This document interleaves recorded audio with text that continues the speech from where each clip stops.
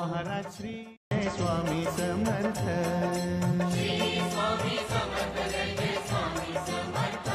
महाराज श्री स्वामींना आपण निवेदन दाखवतो.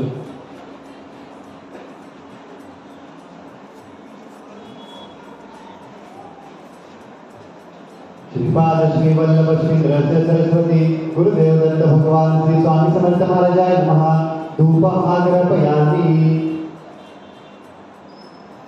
श्रीपाद श्री वल्लभ श्री नृत्य सरस्वती गुरुदेव दत्त भगवान श्री स्वामी समर्थ महाराजाय नमः. श्री औदुंबर देवताभ्यो नमः. धूपम आग्रहपयामि.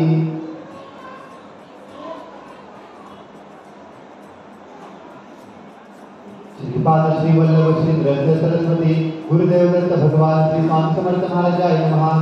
दीपं दर्शयामि. श्रीपाद श्री वल्लभ श्री नृत्य सरस्वती गुरुदेव दत्त भगवान श्री स्वामी समर्थ महाराजाय नमः. श्री औदुंबर देवताभ्यो नमः. दीपं दर्शयामि.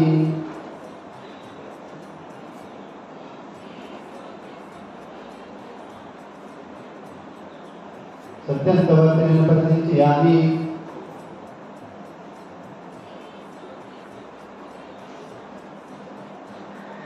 ओम प्राणाय स्वाहा, ओम अपनाय स्वाहा, ओम व्यानाय स्वाहा, ओम उदानाय स्वाहा, ओम समानाय स्वाहा, ओम ब्रह्मणे अमृतत्वाय स्वाहा. श्रीपाद श्री वल्लभ श्री नृत्य सरस्वती गुरुदेव दत्त भगवान श्री स्वामी समर्थ महाराजाय नमः. महानिवेद्यं समर्पयामि. श्रीपाद श्री वल्लभ श्री नृत्य सरस्वती गुरुदेव दत्त भगवान श्री स्वामी समर्थ महाराजाय नमः. ध्यायन्त्यायि नमस्काराणि समर्पयामि. ओवाळू आरती श्री गणपती ओंकारा. औतमात्रा कोटी सूर्य समप्रभाकरा, समप्रभाकरा. ओवाळू आरती श्री गणपती ओंकारा. बिंदु रूपे अजराभय निर्गुण निराकारा. योग माया मात्रा विजरी भवसारा. ओवाळू आरती श्री गणपती ओंकारा. कीर्तवर्णकार मात्रा ब्रह्मा सुजकारा. उकार दीपत वर्ण रक्षसी अखिल चराचरा. ओवाळू आरती श्री गणपती ओंकारा. लीन करसी रक्तवर्ण तू सगळ जगमकारा. अनन्य शरणागत या दासा तव पदी देतारा. ओवाळू आरती श्री गणपती ओंकारा. आरती ओवाळू श्री सद्गुरु स्वामी समर्था. स्वरूप दिगंबर अजान बाहु भव्य कायनाथा. दिव्य कायनाथा. हृदय निरंजन शुद्ध प्रेम द्विदीपावाचा वाती. भजनानंदे प्रकाश घेऊनी उजळल्या ज्योती. आरती ओवाळू श्री सद्गुरु स्वामी समर्था. स्वरूप दिगंबर अजान बाहु भव्य कायनाथा. दिव्य कायनाथा. सर्व स्वापन नैवेद्यासी ठेविलेच पुरती. सन्मती सद्बुद्धी सद्बुद्धी सद्गती प्रसाद द्याती. आरती ओवाळू श्री सद्गुरु स्वामी समर्था. स्वरूप दिगंबर अजान बाहु भव्य कायनाथा. दिव्य कायनाथा. आरती ओवाळू श्री ऋषी ब्रह्मा विष्णू महेशासी. आत्मदान जगती मनोनी श्री दत्त तु समर्थी. ब्रह्मारूपे धरसुतसी विष्णु काळसी. हर हर शिवार उपर विशिपाल देव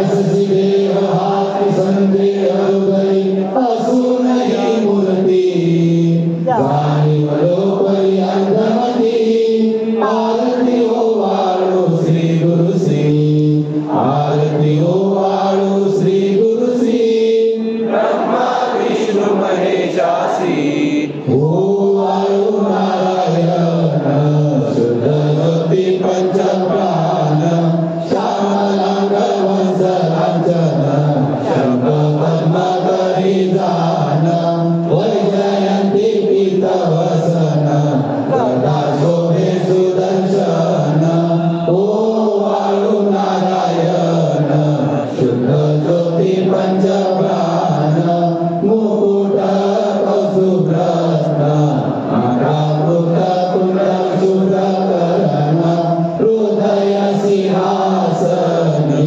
विराजला जगजीवन ओवाळो नारायण शुद्ध ज्योती पंचप्राण हरपरी देहभान नित्य बळ तव चिंतन दास तव चरणी लीन दावियास देही ज्ञान ओवाळो नारायण शुद्ध ज्योती पंचप्राण जय देवी गायत्री माते सद्भावे ओवाळू जय प्रणवाती ते जय देवी माये अंतःकर्त्या माये तव लीला स्वेच्छेने उघडले विद्या शंभूला विधी सुधी जगल कोशी नर संवादाला प्रेरसी योग माये नकळे कवनाला जय देवी गायत्री माते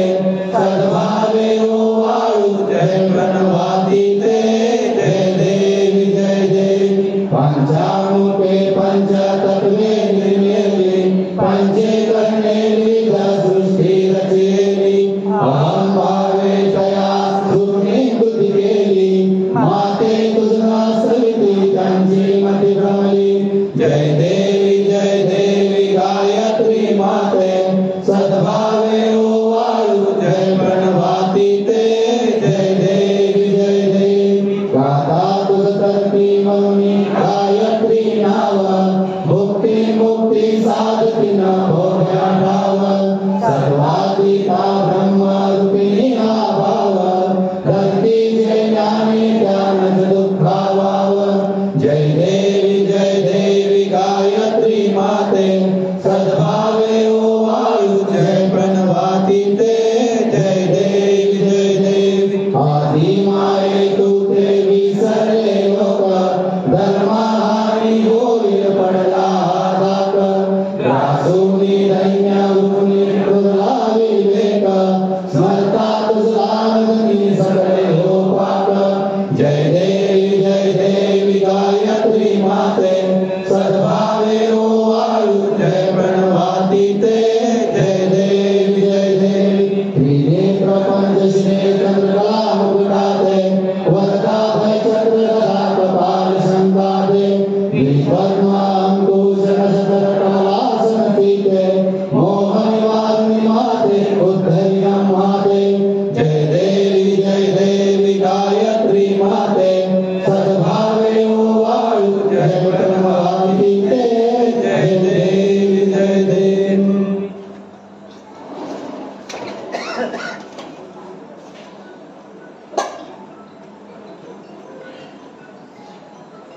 पूर्ण ब्रह्मा सनातना विभुरा निर्गुण सर्वेश्वरा ओंकार तरातरो आम्हा तुझा आसरा मूलाधार जगद्गुरु तुझी लीला न जाणे कुणी देवा विघ्न हरी भावनी करी आडोन माया गुणी आनंद गंध विमला ज्ञान स्वरूपा साक्षी सदैव हृदयस्थ ही माया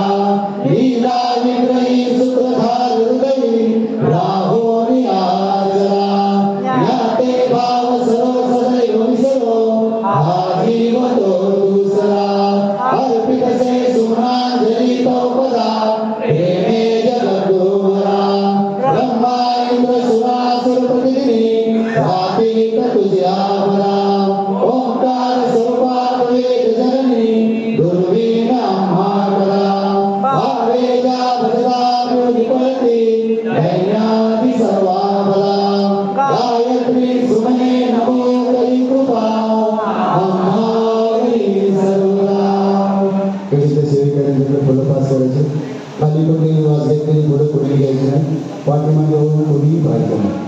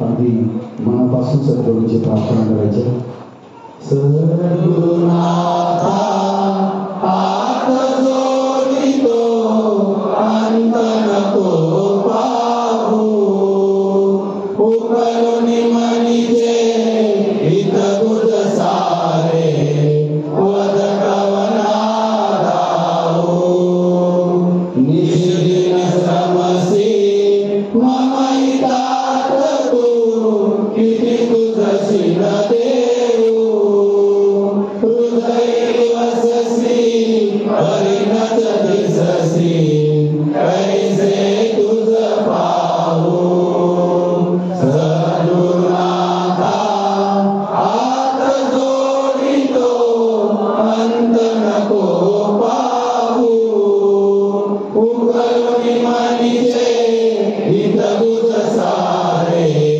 वद कवना राहू उत्तीर्ण नव्हे तुझ उपकार जरी तनु तुझ वाहू बोधुनी दाविसी अपर नश्वर मनी उठला भाऊ सद्गुरुनाथा हात जोडितो अंत नको पाहू उकळूनी मनीचे हित गुज सारे वद कवना राहू ओन कुठील मी कवन कार्य मम जनी कैसा राहू करी मज ऐसा निर्भय निश्चल समसकला पाहू सद्गुरुनाथा हात जोडितो अंत नको पाहू उकळूनी मनीचे हित गुज सारे वद कवना राहू वदान हत बल भ्रमित मनीची तळमळ कशी पाहू निरसुनी माया रावी अनुभव प्रचिती नको पाहू सद्गुरुनाथा हात जोडितो अंत नको पाहू उकळूनी मनीचे हित गुज सारे